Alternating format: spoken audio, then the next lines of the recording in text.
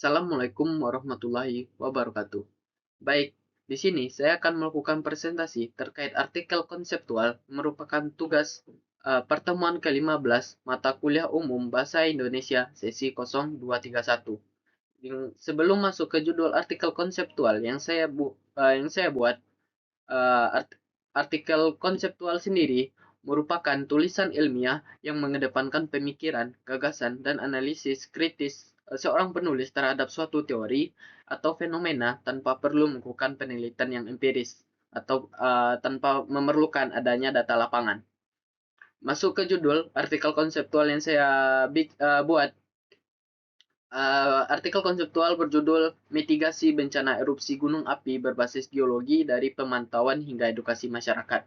Di mana judul ini akan menekankan pendekatan geologi sebagai fondasi mitigasi bencana erupsi gunung api meliputi pemantauan, zonasi bahaya, edukasi, hingga penyusunan strategi mitigasi terpadu. Masuk ke identitas penulis, perkenalkan nama saya Muhammad Hisham Al-Ghifari dengan NIM 243650288. Saya berasal dari program studi S1 Teknik Geologi, Departemen Teknik Pertambangan, Fakultas Teknik Universitas Negeri Padang. Masuk ke poin pertama, yaitu latar belakang. Latar belakang artikel menyoroti tingginya tingkat risiko bencana erupsi gunung api di Indonesia akibat posisi negara Indonesia yang berada pada jalur cincin api. Di mana jalur cincin api sendiri, atau yang dikenal sebagai sabuk lingkar Pasifik, merupakan jalur sepanjang Samudra Pasifik yang ditandai dengan gunung api yang aktif dan gempa bumi yang sering terjadi. Sehingga untuk mengurangi risiko akibat dari aktivitas gunung api maupun gempa bumi, mitigasi harus berbasis pada pemahaman ilmiah mengenai aktivitas magmatik dan dinamika geologi gunung api. Di mana artikel ini akan menekankan bahwa pemantauan multiparameter, pemantauan bahaya, serta edukasi masyarakat menjadi elemen penting dalam pengurangan risiko. Di mana berdasarkan penelitian atau latar belakang yang akan ditekankan, maka akan muncul pertanyaan dasar, yaitu bagaimana pendekatan geologi dapat meningkatkan efektivitas mitigasi erupsi gunung api sehingga mampu melindungi masyarakat secara optimal. Di mana pernyataan mendasar ini akan dijawab pada artikel ini. Masuk ke poin kedua, yaitu tujuan penulisan. Tujuan penulisan artikel ini, yang pertama, menjelaskan peran metode geologi dan vulkanologi dalam memprediksi dan memantau aktivitas gunung api. Yang kedua, menguraikan pentingnya zonasi bahaya sebagai dasar tata ruang dan evakuasi. Yang ketiga, menekankan peran edukasi dan komunikasi risiko dalam meningkatkan kesiapsiagaan masyarakat. Yang keempat, menyajikan analisis terpadu untuk memperkuat kebijakan mitigasi berbasis geologi sesuai kerangka SDGs, terutama SDG 11 dan juga SDG 13. Masuk ke poin ketiga, itu ringkasan.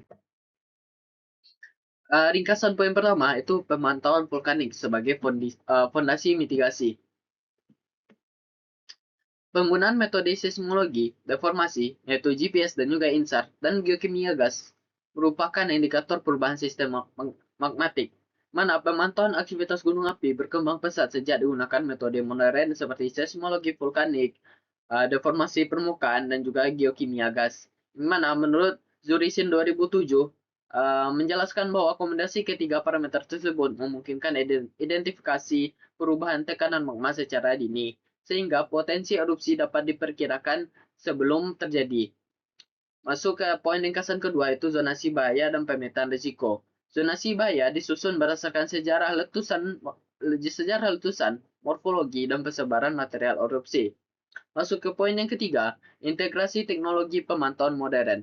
Teknologi seperti citra inframerah, sensor multigas, pengamatan satelit akan meningkatkan akurasi deteksi dari pergerakan magma.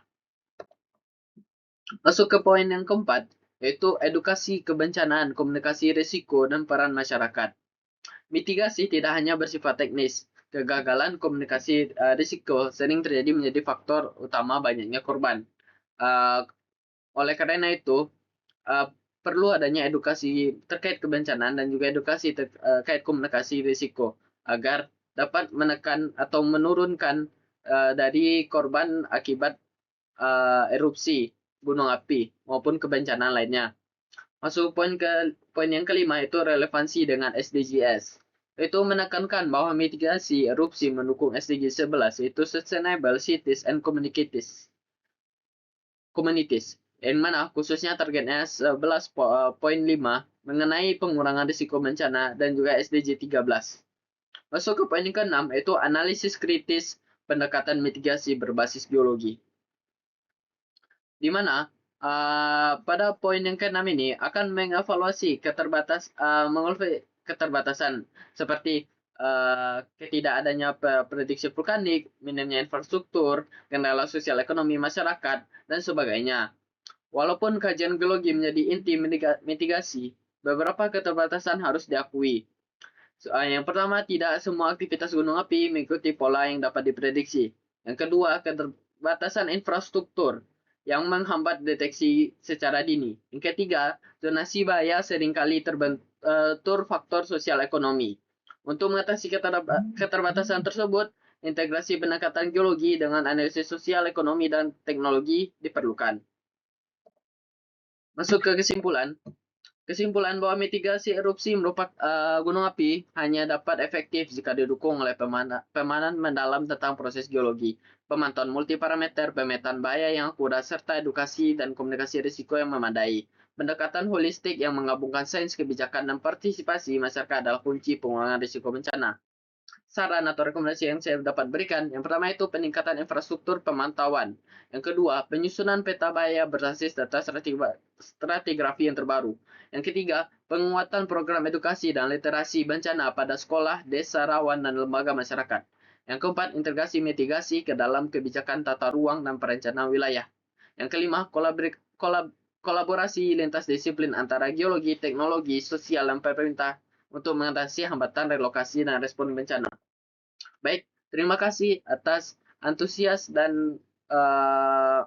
antusias terhadap presentasi yang telah saya bawakan. Saya harap dengan saya membawakan artikel konseptual yang berjudul Mitigasi Bencana Erupsi Gunung Api Berbasis Geologi dari Pemantauan hingga Edukasi Masyarakat dapat bermanfaat bagi kita semua dan dapat diterapkan apabila terjadinya bencana seperti erupsi gunung api sehingga kita dapat mengetahui mitigasi atau langkah apa yang dapat kita lakukan. Baik, sekian dari saya. Mohon maaf apabila ada kesalahan kata. Saya sudahi.